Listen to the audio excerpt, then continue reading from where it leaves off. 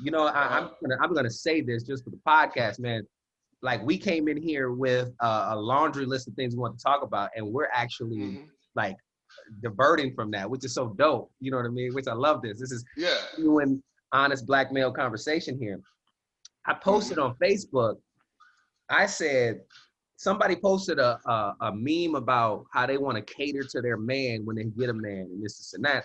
And I was like, man, that shit sounds toxic and it sounds exhausting. Like I don't want nobody to cater to me. Like I want consistency and I want who you Hmm. genuinely are. My reasons were I don't want my wife to be running around here talking about some does Tony need to eat right now? Does Tony need this for me? Does Tony need that? I don't want that. I want you to be working on the best you that you can be. And when we meet up, we meet up. We in the same house. But I don't want that Right. taxing. I feel like the catering aspect is like rooted in a lot of trauma and it's rooted in trying to like gain approval. What is your thought about somebody catering to a partner? I don't. I'm about 98% with you on that. Uh, and the reason why I'm saying that is because um, I think you're right. People should always work on themselves first. If you're working on yourself, the better person you are, the better the relationship is, because it's a lot less baggage and BS that you're bringing to the table. But catering to someone, I feel like you can do it every now and again, but that should not be an everyday thing, because that means that you're not looking out for yourself either. But it's all the 2% comes from a kind of a contrast of what I always tell people in relationships, whether I'm dating someone at first or I'm once again coaching. Um, when you fall in love, it's an agreement and an exchange of hearts, right? I give you my heart, you give me yours, and you're working it like collateral, right? So that means that if you're not taking care of my heart, I can't take care of yours. But if you leave, I'm heartless. Or if you start doing stuff that's out of the ordinary, I don't even have a heart. So if you can't give me your full self and you don't know how to cater to yourself, how can you cater towards me? And then I'm gonna start doing heartless things. Or I tell women, like you can't do certain stuff to men and then expect them to still to be there in the right way, because you're ruining his heart. That's what the whole exchanging of hearts come to play. And catering to someone is never really that well. Of course, you're gonna do it every now and again. My wife or my girlfriend comes home and her feet are hurting.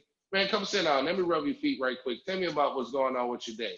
But that's just to get you comfortable and you can kind of let off some steam. But if I'm doing that every single day, I'm not looking out for myself. What am I eating right? What am I doing right? I'm really stressed out. But if she's not catering towards you in any way, shape, form, or fashion, you start losing yourself. So catering to someone on that level is crazy. Now, doing things to make them happy is different from catering to someone. You can do things to make people happy all the time. But when you cater towards them, that means that no, you're like their butler, basically, or they're like your butler. And butlers are not made to make themselves happy too. They're made to serve, and that's it.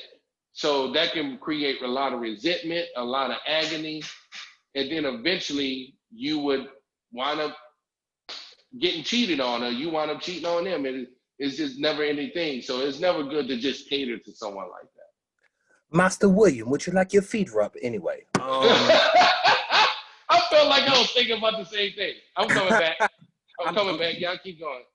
I'm seeing. Yeah, I saw Jeffrey with that, and I was cringing when he was saying that, because we talked about this last week. T, like I am someone who, even in just like friend type of relationships, I'm the type of person who will roll the red carpet.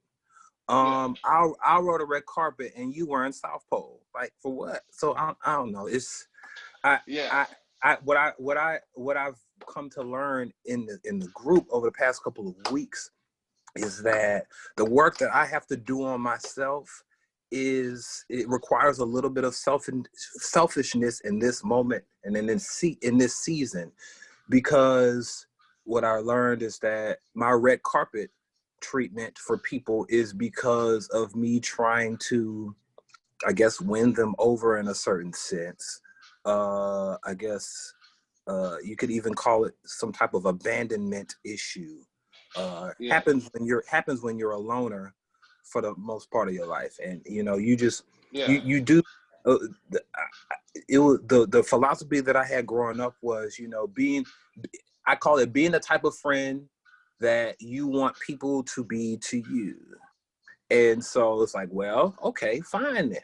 If that's the case, I'm going to roll the red carpet because I feel like I deserve that, and I do. But if I'm not rolling my own red carpet, then me rolling it for other people is counterintuitive, and Right. that's been a very hard lesson for me. I love to cater. I will bend my back. I will reach back. I'm selfless to a fault sometimes.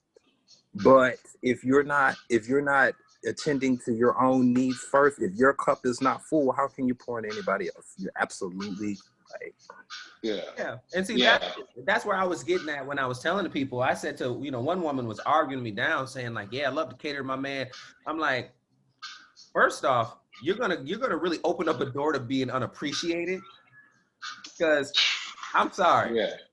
if my wife walked into me every time I walked in this house with my house shoes and a hot meal, there are gonna be some times where I'm gonna start taking that for granted. As humans, we will do that. We'll start taking that shit for granted. Then you'll be mad, feel unappreciated. No, I can feed myself. Right. I love it when my wife does do these things for me, but I don't need her to do those things on a regular basis. Because honestly, it feels better when that shit comes out of nowhere. Like, oh, damn, you doing all this for me. That's cool. Like, it also, I don't want her to be drained. Right. That's how you're gonna. It goes back to what you said earlier, TJ. You said the thing about do you empty all the clip right away? That's what a catering relationship does. Like, I don't know if y'all have done this. Have you ever had a relationship where you've dated for 1 month, but it took the course of 6 months? Yeah. Right? Yeah. Because the first week you met, you spent every day together, you loved each other, you had crazy, wild sex, you ate all the best foods. The second week, you damn near moved in together because now you're staying at her house. Boom, boom, boom. Third week, now you're like, okay, what else do we do? Because we don't know each other. And we've done all, like, we poured all this emotion into these 3 weeks of relationship. The fourth week, you're not even together anymore. And then and then by that fourth week, you're like, dang, I don't like this dude at all. Right. And you're like, what happened to it? Yeah. So